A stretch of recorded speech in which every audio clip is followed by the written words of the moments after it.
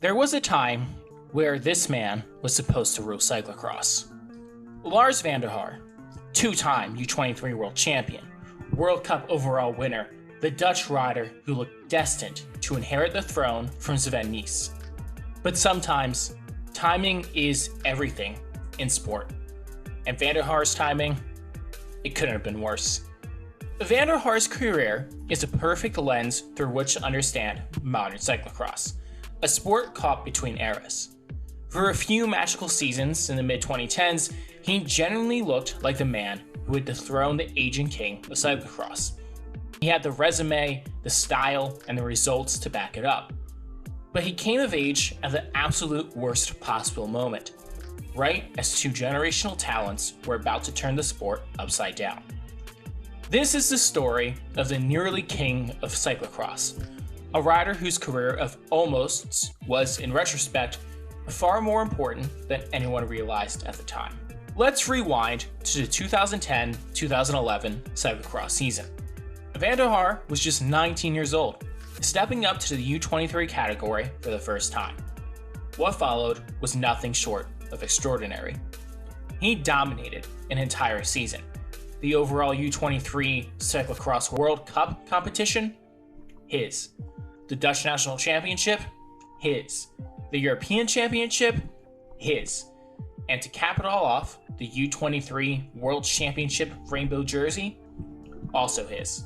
When he made the jump to elite competition in 2012, facing off against some of the greatest riders of all time, expectations were sky high. His first elite season was a learning experience. Bronze at Worlds when Nys took gold wasn't disappointing for a first-year elite rider. Van Der Haar was clearly adapting to the increased pace and tactical complexity of racing at this level. By 2014, he had truly established himself with the elites. 3 World Cup victories, the overall Cross World Cup title, and another Dutch National Championship proved he was thriving among the elite. Even when the 2014 World Championships didn't go his way, 6th place on a heavy course that didn't quite suit his explosive style, it felt like a minor setback. After all, Sven Nys was set to retire at the end of the 2015 season, and Van Der Haar appeared perfectly positioned to inherit his crown. There was just one problem with this succession plan. Nobody had told two young riders named Wout van Aert and Mathieu van der Poel.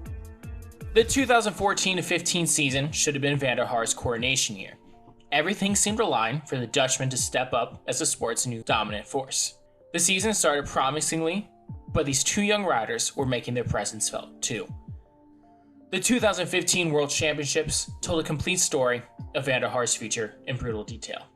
Van der Poel, showing composure that defied his young age, controlled the race from the front. His signature bunny hopping over the barriers wasn't perfect early on, but it was effective enough to maintain his advantage. Van Der Haar, demonstrating the tactical acumen that had defined his career, made his move on the climbs. He closed to within 7 seconds of Van der Poel with 3 laps remaining. Every time Van Der Haar clawed back time, Van der Poel's barrier technique restored the gap. Quote, "When he hopped the barriers, I had to start all over again. That killed me." Meanwhile, Van Aert was mounting his own charge from behind. A puncture had set him back, but his raw power was carrying him through the field. The final lap crystallized everything. Van der Poel held an 11-second lead over Van Der Haar, with Van Aert 21 seconds back. Van Aert caught and passed Van Der Haar in the final corner, sprinting to silver. What followed was 6 long seasons of getting his head kicked in by these two young superstars. That sounds harsh, and it's not entirely fair to Van Der Haar's performances during this period. As we said, he remained consistently excellent. Always in the top 5, always there or thereabouts when the big races were decided. But it just wasn't enough anymore. Van Aert and Van der Poel had redefined what winning looked like in cyclocross. They were transforming the sport. Their combination of power and tactics and technique were creating a new template and a new level for success. Van Der Haar found himself in an impossible position. Good enough to matter in every race, never quite good enough to define an era. Race after race, he would animate or follow the crucial moments, force the pace, make moves that could shape the outcome, only to get dropped when the raw power of his younger rivals took over. It was cycling's cruel fate, being the perfect rider for the previous generation, just as the sport evolved.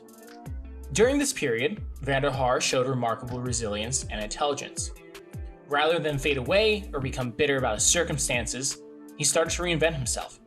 He became a road-capable domestique, expanding his racing calendar and skill set. He embraced team roles even when individual victories were scarce. Throughout these wilderness years, Van Der Haar never lost his love for cyclocross, or his belief that he could still compete at the highest level when conditions were right. 2021 marked a renaissance for Van Der Haar. Suddenly, the nearly king was back, and this time he was racing with the wisdom of experience alongside his natural talent. That season leading into 2022 brought a European Championship gold and his first Dutch National Championship in 7 years, a wait that felt like an eternity for both the rider and his fans.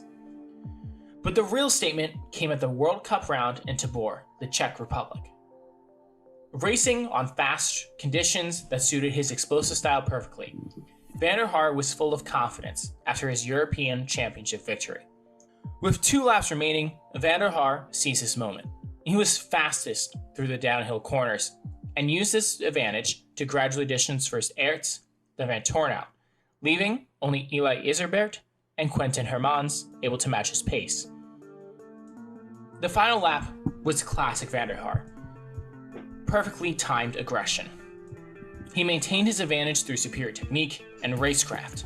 His victory celebration was emotional. His first World Cup win since 2017 with an 11-second lead. At 30 years old, Van Der Haar proved he could still win at the sport's highest level. The 2022 World Championships in Fayetteville, Arkansas presented an intriguing opportunity. With both Van der Poel and Van Aert skipping the championship, the field was more open than it had been in years. The flat, fast Arkansas course suited Van Der Haar's style perfectly. While he wasn't considered among the top favorites, those who had been paying attention knew he was capable of something special. Tom Pidcock's aggressive racing dominated the headlines, with the British rider taking a commanding solo win at Worlds. But behind him, Van Der Haar was executing a perfect tactical race for the silver medal. Quote, "In the beginning, I didn't feel super. I think the rest of the guys were a little bit better. Then I fucked it up a little bit when Pidcock went and I was way too far back. So quite soon, I knew that I was riding for second." Rather than panic or overextend himself trying to bridge to Pidcock, Van Der Haar settled into tactical mode. He positioned himself perfectly in the chasing group, allowing others to do the work when he conserved energy for the finale. It was a silver at Worlds, his first elite World Championship medal in 7 years. It might not have been the elite rainbow jersey he dreamed of as a young rider, but it represented perhaps something valuable.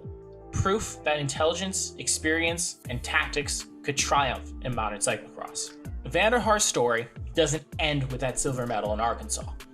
At 32, he continues to race at the highest level. Perhaps most remarkably, he shows no signs of bitterness about the career that might have been. In interviews, his love for the sport remains evident. He races with the joy of someone who understands how fortunate he is to compete at this level, regardless of whether or not he's winning everything. In any other generation, Van Der Haar might have been a multiple world champion. Instead, he became perhaps something more interesting. The perfect example of how to build a meaningful career in the shadow of generational talents. Van Der Haar's story reminds us that not every great athlete gets to define their sport, but they can still embody something that makes it worth watching. Sometimes, the most important careers are the ones built on almosts, on tactical battles lost by seconds, on the relentless pursuit of excellence, even when victory isn't achievable.